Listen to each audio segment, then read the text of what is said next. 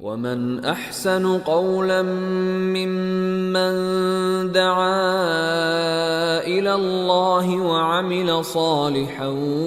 وقال انني من المسلمين ولا تستوي الحسنة ولا السيئة ادفع بالتي هي احسن فاذا الذي بينك وبينه عداوة كأنه ولي حميم۔ بہت اچھی باتیں اپنے بیک گراؤنڈ میں اور ہم سب کے اطمینان کے لیے، پوری کمیونٹی کے اطمینان کے لیے،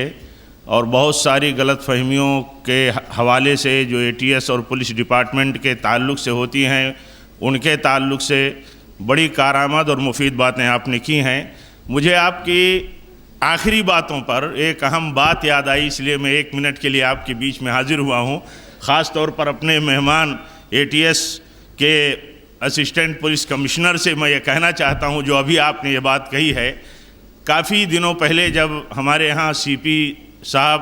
یعنی این رائے صاحب پولیس کمشنر تھے، تو انہوں نے ایک میٹنگ ملی تنظیموں کی رکھی تھی۔ مجھے بھی اتفاق سے اس میٹنگ میں موقع ملا تھا شریک ہونے کا۔ تو اس وقت میں نے یہی مشورہ دیا تھا کہ اگر ہماری جماعت کا یا ہماری کمیونٹی کا کوئی لڑکا آپ کے ہاں آتا ہے اور اریسٹ ہوتا ہے، تو میرا مشورہ یہ ہے کہ آپ کے خلاف، ڈپارٹمنٹوں کے خلاف، محکموں کے خلاف جو اتنی بے چینی کمیونٹی اور جماعتوں میں پھیلی رہتی ہے، آپ ان کی غلطیوں کو، ان کے جرائم کو اپنے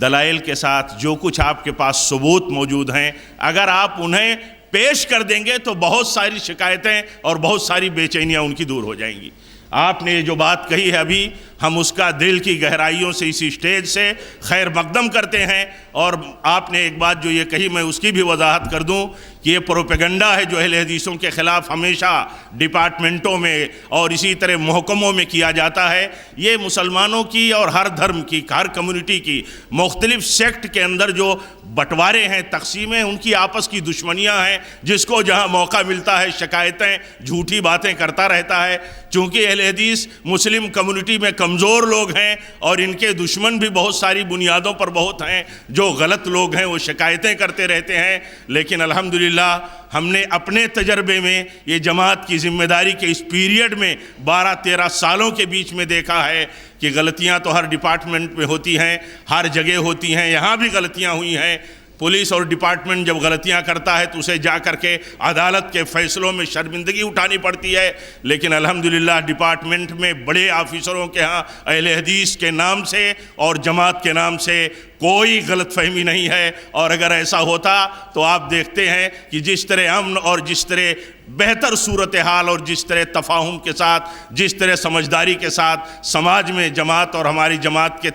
لڑکے چل رہے ہیں، پوری اپنی ایکٹیویٹیز چل رہی ہیں، ایسا نہیں ہوتا۔ یہ پروپیگنڈا ہے، جیسا کہ آپ نے خود کہا کہ اہل حدیث کا نام آتا ہے تو ایسا کہا جاتا ہے کہ یہ کٹر لوگ ہیں، اور یہ اسلام اور ٹالرنس کا اس اہل حدیث پلیٹ فارم سے اور اس کی بیسک اور بنیادی باتیں، پرنسپل باتیں جو ہو رہی ہیں، وہ خود اس بات کا پیغام ہے کہ اہل حدیث کٹر نہیں ہے، اہل حدیث سب سے زیادہ روادار ہے۔ چونکہ کٹر فسادیوں کو کہا جاتا ہے، اس لیے میں کہتا ہوں کہ اہل حدیث کٹر نہیں ہے۔ اہل حدیثوں میں سب سے زیادہ رواداری، سب سے زیادہ برداشت، سب سے زیادہ ٹالرنس ہوتا ہے، اور یہ دلیل ہے ہماری کوششوں کی، اور یہ دلیل ہے ہمارے سماج اور اپنے جماعتی بھائیوں کی، اور یہ دلیل ہے کہ جو لوگ جتنا اسلام کے سلسلے میں پکے ہوں گے اتنا ہی وہ انسانیت اور سماج کے سلسلے میں بھی اچھے ہوں گے۔ میں بہت بہت شکریہ ادا کرتا ہوں، چونکہ آپ کی باتوں پر ایک حوالہ مجھے یاد آیا، اس لیے میں چاہتا تھا کہ آپ کی ہماری رائے میں جو اتفاق ہوا،